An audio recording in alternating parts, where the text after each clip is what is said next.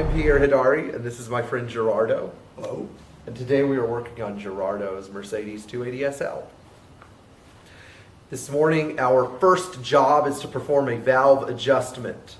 And the valve adjustment is a required procedure that should be done in these cars every 10,000 miles or sooner. And it is a little bit complicated. However, if you see it done, that will get you one step closer to doing it yourself. And that's our goal for today. As you watch me, the next thing I'm going to do is disassemble the components in the top of the engine that are necessary to access the valve. I've never been here to Titusville, and I'm really here to learn from Pierre. Well, I'm here to teach you because independence is a wonderful thing to have when servicing your car. There are several basic tools that are good to have during a valve adjustment. The two that are really critical are the special Mercedes 17mm crow's foot wrench to adjust the valve height adjustment, and then a 27mm socket to turn the crankshaft. In addition, you will need feeler gauges of 0.08 millimeter and 0.18 millimeter. As you watch me, the next thing I'm going to do is disassemble the components in the top of the engine that are necessary to access the valves. After snapping all of our linkage pieces off, and after removing the two nuts that hold this cam stand in place, and removing the circlip that fits on the end of this linkage, our throttle linkage is now ready to come off. The linkage itself, using this piece, operates the intake and operates the fuel input. This is another example of something on this car that needs to be fixed. I know you're aware of the boot that goes across here, right? About the boot that encompasses... No, I wasn't aware. Okay. I'll show you that in a second, but basically it looks to me like somebody has cut your coolant pipe. Yes. It's supposed to go all the way to here. This one, Yeah, fortunately I have extras. Okay. So that's going to help a little bit. But And that's a return to the breather hose. yes, it is. They're supposed to be sandwiched together. I see. Just to give you an idea. These are the bolts that I undid that hold the valve cover on. Not correct for this car, but nobody has altered anything as to where the bolts screw down, so we should be okay. I'm going to put Verbus or Camax bolts back in. So while we're doing this valve adjustment, we're also going to be correcting some details on the top surface of the engine. Now, the first things that have to go when you're doing this adjustment are the vacuum line to the brake booster, which, sorry, are you okay? Yes. Okay. On a 70 model year car and a 71 model year car passes over the valve cover. As you can see, somebody has adulterated this vacuum line by fitting an incorrect piece of hose. Really, the entire unit should be purchased from Mercedes as an assembly. What Gerardo and I are doing now is we're undoing the throttle linkage that passes over the top of the valve cover. Then we're going to be undoing this breather hose. And after that, we're going to be able to lift the valve cover off and inspect the valve train. The first things that have to go when you're doing this adjustment are the vacuum line to the brake booster, which, sorry, are you okay? Yes. Okay. On a 70 model year car and a 71 model year car passes over the valve cover.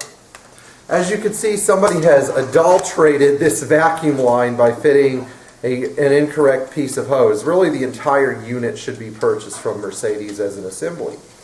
What Gerardo and I are doing now is we're undoing the throttle linkage that passes over the top of the valve cover.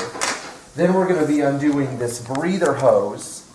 And after that, we're going to be able to lift the valve cover off and inspect the valve train.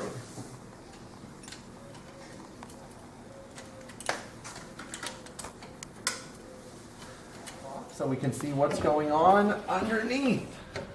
Now these can be a little tricky to remove because they're heavy, but the trick is not to let the valve cover hit here or here. If you lift it straight up, you might hit, but if you lift it off at an angle with the back coming up first, you'll be okay.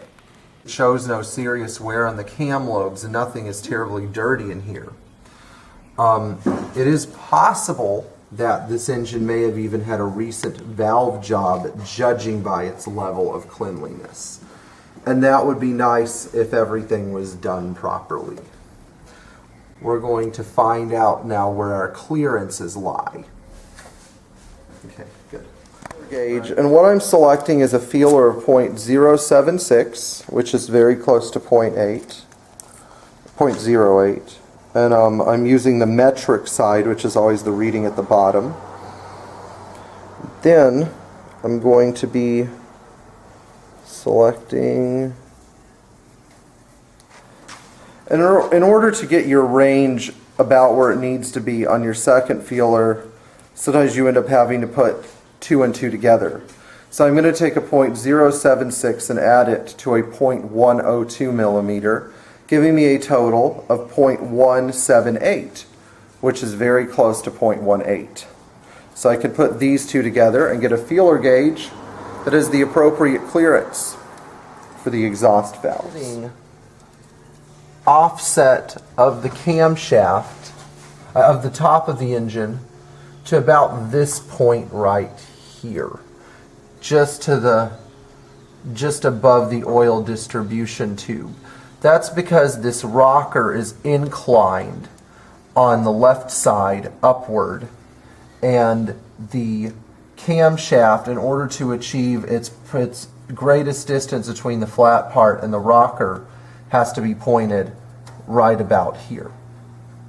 So as I rotate the engine, you're going to wait until the lobe of the cam is facing this point about where my finger is. Okay? What I'm doing now is I'm going to crawl underneath the front of the car.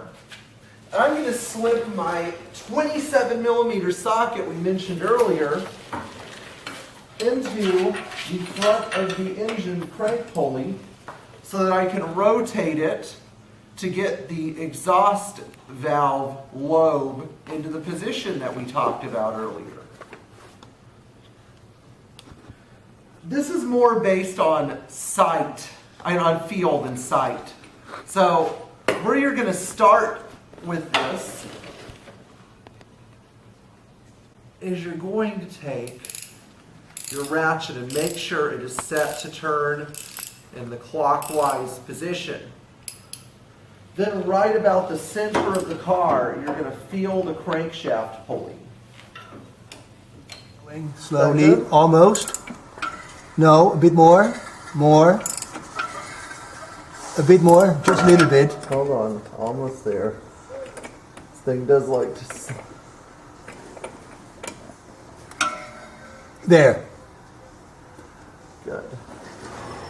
Back it there, Pierre? I am. I'm going to check it. Perfect! Okay. As you can see, the cam lobe is canted towards the passenger side of the engine just a little tiny bit. Is that acceptable? It's perfect. Okay, good.